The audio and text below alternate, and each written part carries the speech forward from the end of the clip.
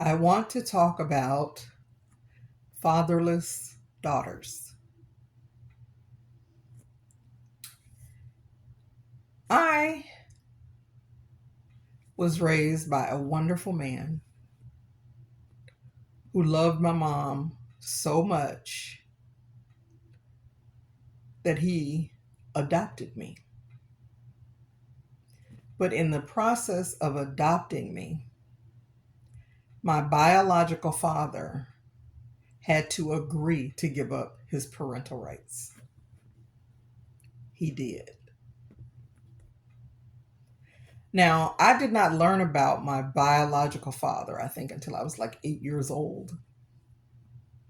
So I'd had an opportunity, even though he gave up his parental rights, my parents still allowed him to be in my life. So I was able to stay in contact with him. I was able to go visit during the summer. Um, so I had a relationship with him, sort of. He expected me to call him dad. I did. It was a struggle because I didn't view him as my dad. But I wasn't an adult at that time. So I just complied with what was expected of me. And I asked him questions because I did not understand why he gave me up or gave away his parental rights. He never gave me an answer that was satisfactory to me. He would point it to my mom, you know. I would ask my mom questions, she'd point to him. And so, since I never had the two of them together in the same place where I could pose those questions, it was just the questions never got answered. But as a girl, I always felt rejected, abandoned. So I always looked for someone to love me in place of my biological father. Now, I had love from my dad, the man that raised me, the man that's on my birth certificate. He's always been there. But there was a part of me that couldn't understand why someone that created me didn't love me enough to put his name on it. His name was not on my original birth certificate. And of course, once I got adopted, his name's not on that. So I said, he didn't love me enough to give me his name. And I didn't understand that. So throughout relationships, I was a saboteur because I expected men to do to me what my dad did to me. So when I would interpret something as rejection or it looked like they were going to abandon me, I would end it, sabotage it. And I continuously had heartbreak and I continuously expected the same thing. Talk about baggage. I had a full set of luggage in every relationship I was in. I weren't in a lot of relationships, but enough that I collected full set of luggage. And it wasn't until my biological father passed away that I thought I had some form of relief because no longer was I longing for him, directly or indirectly. I wasn't longing for that validation, that connection. But then I realized I still didn't have my questions answered. So there was still something missing. And I believe it was like 2 years ago where I had this moment where it was like, why didn't he love me? Why didn't he love me? Now that's not a question I ever asked him when he was alive. But in a moment of praying and talking to God, I was like, why didn't he love me? I just didn't understand. And then suddenly I had this peace and this knowing that he did not have what it took to be my father. That's why God gave me someone else who loved me as if I was his biological daughter. And then I thought back and I said, I've missed out on so many years of truly seeing his value. I love him. I've always loved him. I've always celebrated him. I've always told my daddy that I love him. But when I look back, there were so many years I was looking for something from the biological father that the dad that raised me was providing. But because of my DNA or my genetics, I felt like I was missing something. Now, I have my biological father's face. That I have.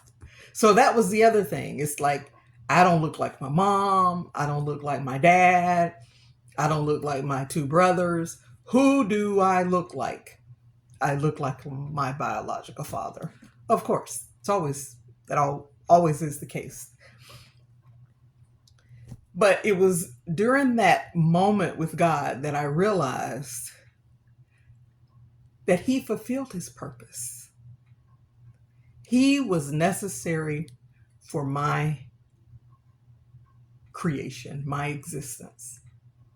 That was the beginning and the end of his job. Any and everything else was just extra.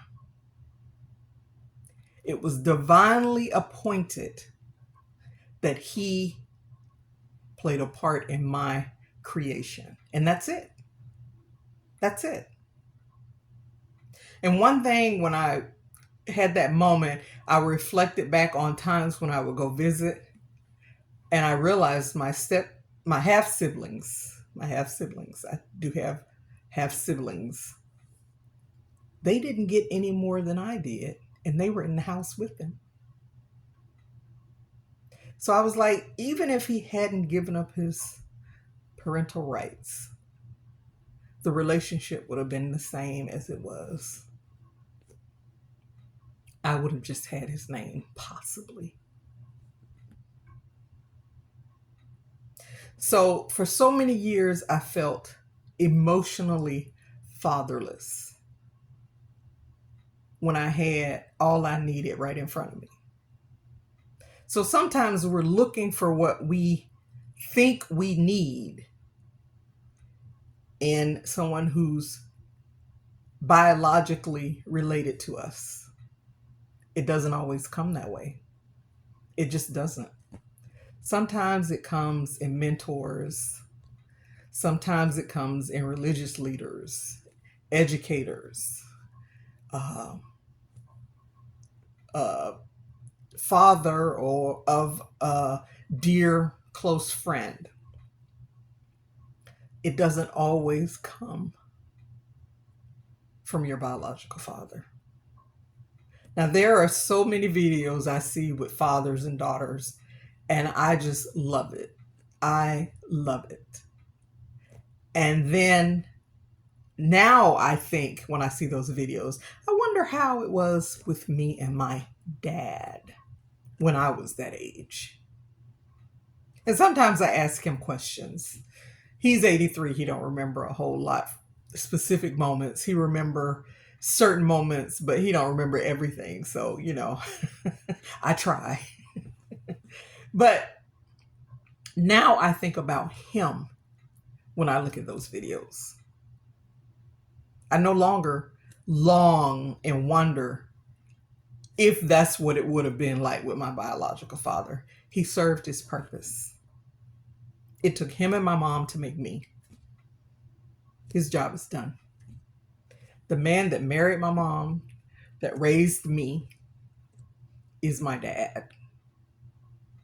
He is also my father because his name is on my birth certificate. He has given me something DNA could not. So now when I approach, or if I'm in a relationship, I am authentically Elaine. The bag I carry now is probably the size of a wallet.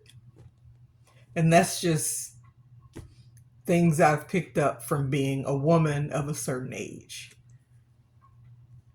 But now I would learn to, or I know I've learned to appreciate other people for who they are and what they contribute instead of looking for something else. I see their value. That's why I was saying these whole relationship goals. I've said it to people who I've seen, um, happy and together.